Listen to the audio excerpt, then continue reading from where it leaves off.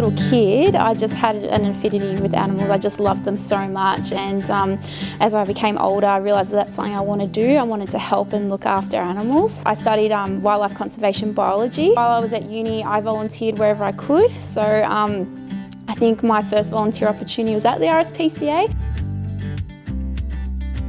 I check on all the education animals and any shelter animals we might have in at the time. If anyone urgently needs a vet, then I call them down straight away. And then there's a lot of shuffling the animals around, feeding them, a lot of cleaning as well. The afternoon, it'll be a lot of the same thing as the morning, feeding everyone, locking them up to bed, putting them away. As well as also in the shelter side, which I did this morning, was organise an adoption for a rooster. I feel like I get paid to look after my pets every day. The other part I love is it can be challenging, but like when you get like a hard case like from the shelter area, if they're really sick and bring them back to good health, or they're really scared and you get them to overcome their fear, like that just is so worth it. When an animal passes away, we do see animal cruelty every now and then, so that can be quite challenging to see that and go home and you need to switch off. I also got a job in admissions at the Rspca. I remember going in for my job interview, and the head of shelter, she used to be head of admissions, and she saw me. She's like, "Oh, I remember you. You were one of our volunteers." I saw that a job came up at the Rspca in the barn, and I almost fell off my chair. They remembered me when I did work here and did volunteer here, so that really helped and got the job. I came from a low socioeconomic background. Obviously not having much money, like struggling with my mum to buy uniforms, and the way to get through that all is just to ask for help and see what's financially available to assist you. A lot of unis will provide scholarships if you come from a poor socioeconomic background. Volunteering is important because I always think about who you're going up against and how you want your resume to be better than everyone else's. A lot of places do like degrees, but they value even more hands-on experience. Number two, I would recommend if you meet anyone in the industry, ask questions. Just go nuts, ask away and find out what you need to do. They might know of places that are really good for volunteering. The third one I'd recommend is preparing for interviews. A lot of people don't really think of that, so they'll go, volunteer, get all the experience, but the interview is also the key as well.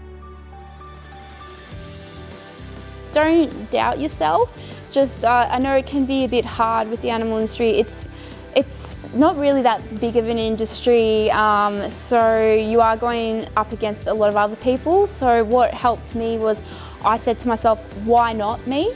Always be positive, work in a team. And technical skills, I'd say try your best to get in any animal handling skills. Even if it's just like cleaning and feeding, like that's super important as well.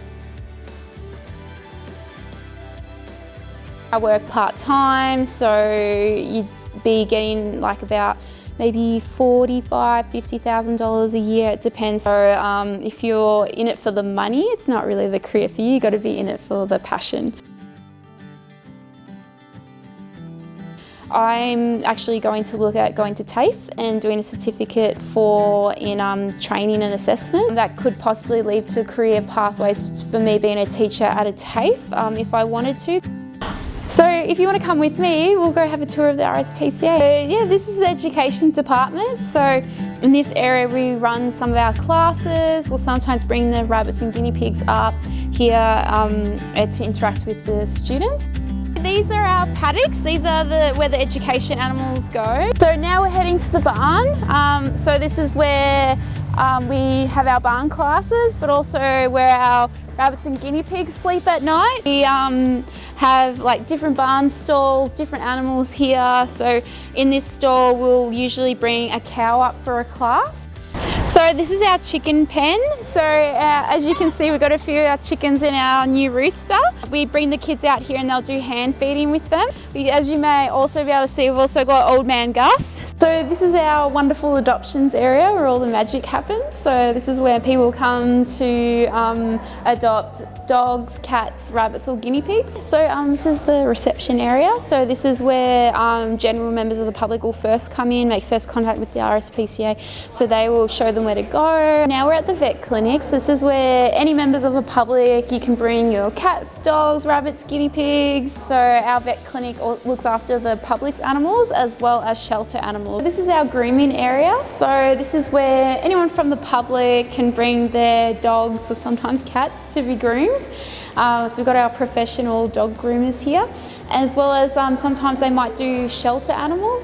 So this area we call our parade ground, so this is where our dogs go for a walk. Dogs here are pretty lucky, they have our wonderful volunteers that take them for walks multiple times a day. I think that's about it for our tour, so thank you so much for joining me today and I hope you enjoyed it and maybe I'll see you one day at the Rspca.